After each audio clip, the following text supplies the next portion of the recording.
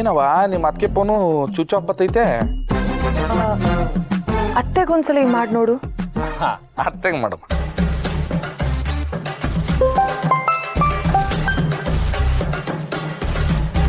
Hello hello ಅತ್ತೆ, your doctor coming.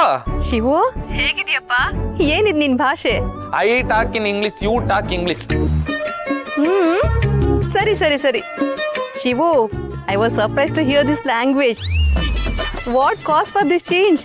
Hello hello madam ರೇ, ನಮ್ಮ ಅತ್ತೆಗೆ ಒಂಚಿತ್ತ ಫೋನ್ ಕೊಡ್ತೀರಾ? Shivu, I am your mother in law. You don't believe me? Is it? It's okay, speak in English, no problem.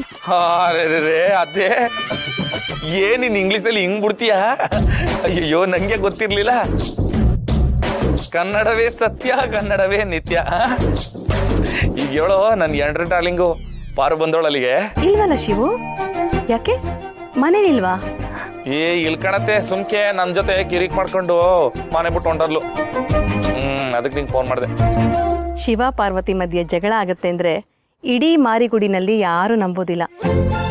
ಅದು ಶಿವುಗ್ ಹೇಳ್ದೆ ಪಾರು ಎಲ್ಲಾದ್ರೂ ಹೋಗ್ತಾಳೆ ಅಂದ್ರೆ ನಾವು ನಂಬೇಕಾ?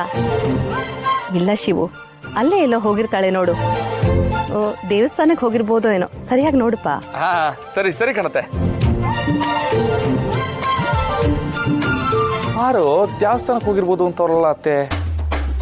ಆದ್ರೂ ಪಾರು ಹೇಳ್ದೆ ಕೇಳ್ದೆ ಹಿಂಗ್ ಹೋಗಿಲ್ವೇ?